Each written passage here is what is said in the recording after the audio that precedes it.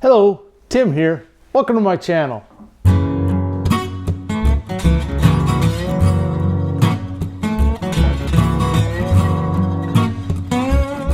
In today's episode, I'm going to take a block of wood like this, butternut, and I'm going to demonstrate how I carve a ram. This is another toy.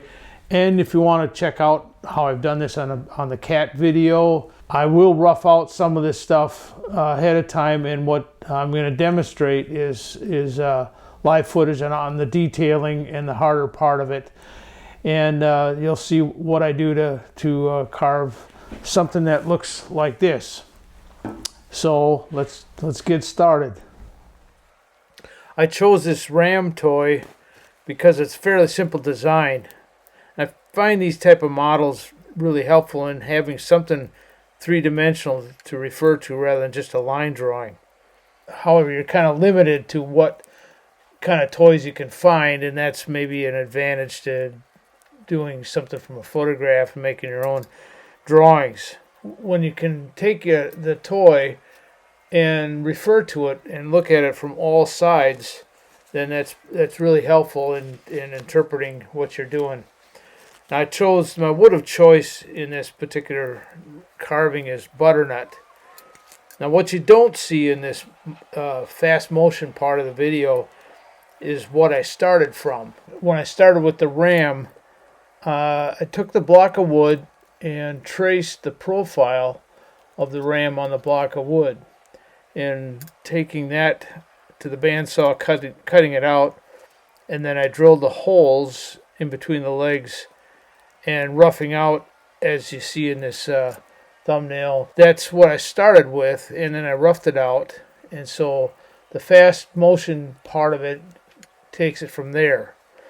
Now, the tools I'm using, and you'll see them come up from time to time. They're sitting on the side where I'm working, and I have them in this picture here that shows what I use to make the carving. And if you want to see my technique and which tools I'm using at a particular time, just slow the video down to a fourth of what this speed is. It's sped up because there's a fair amount of time spent in carving this, so rather than watching every little chip that I do, it's more advantageous to just be able to see it move along a little quicker.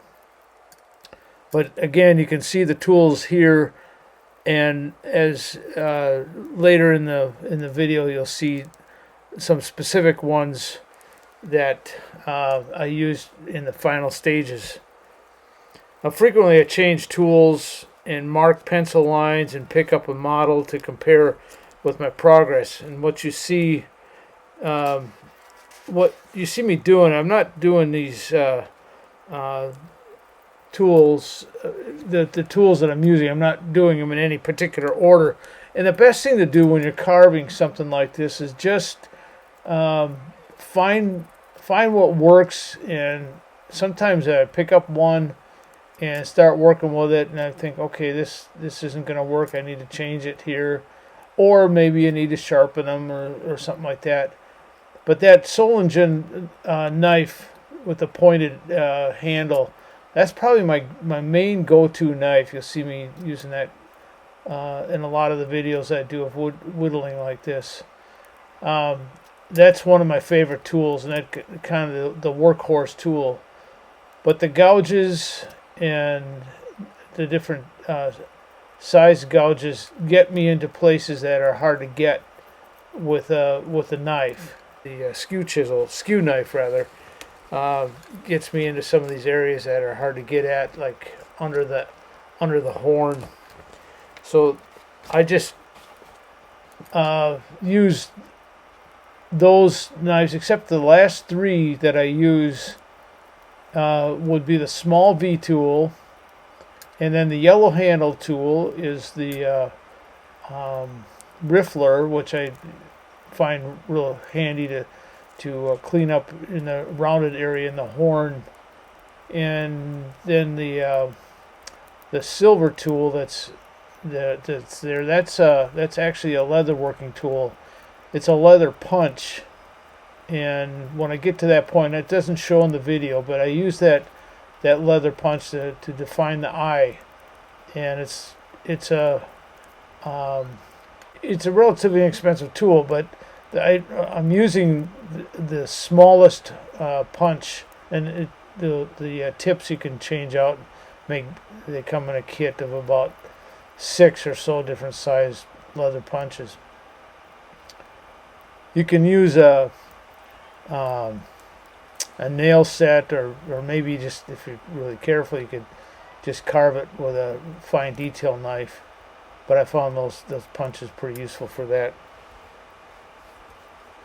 The thing that I keep in mind is when you're working a carving like this, you're always turning it and looking at the profile. And I pick up the toy ram just to kind of look at, okay, what does this look like from the top? What's it look at from the back?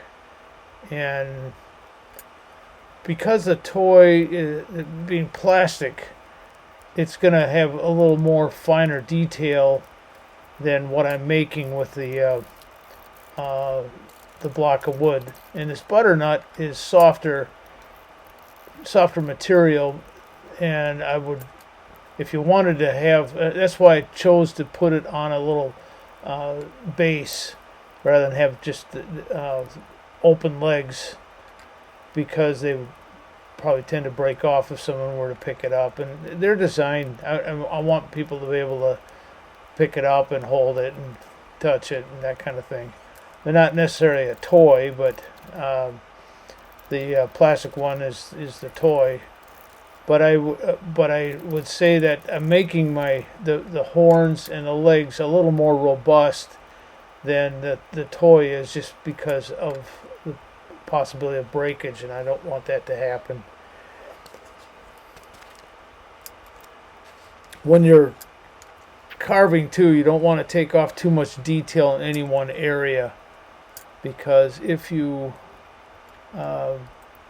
concentrate, say, on defining the face or the eyes or something like that, without keeping the rest of the body of the carving in relative proportion as far as your detailing.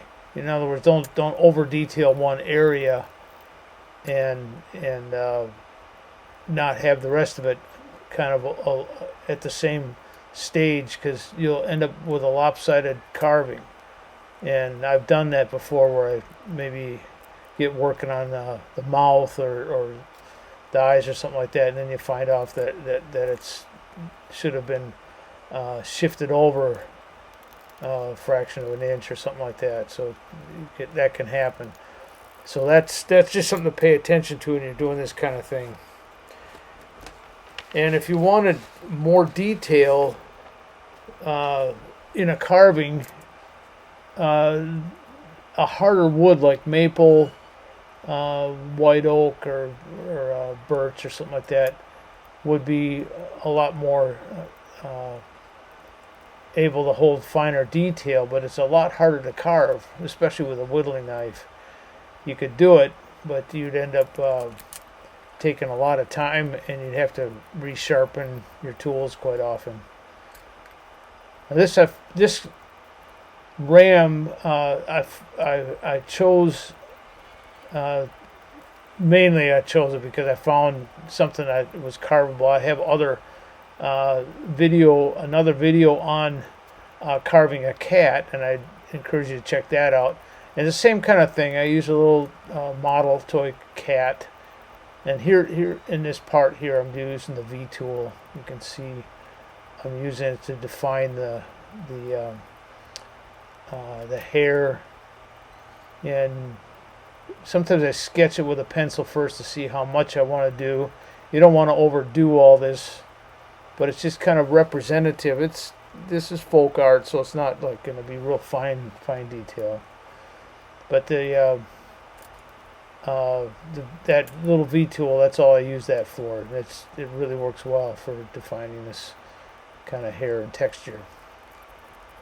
But I find a lot of fun with having other people that would sit and like to carve and can visit. So it's just it's a fun activity if someone's got the patience for it. And I have a friend of mine that was with me while I was carving the first part of this, roughing out this ram, and he was working on a chain or something else. I don't remember what that was, but it's just kind of a fun little activity with other people.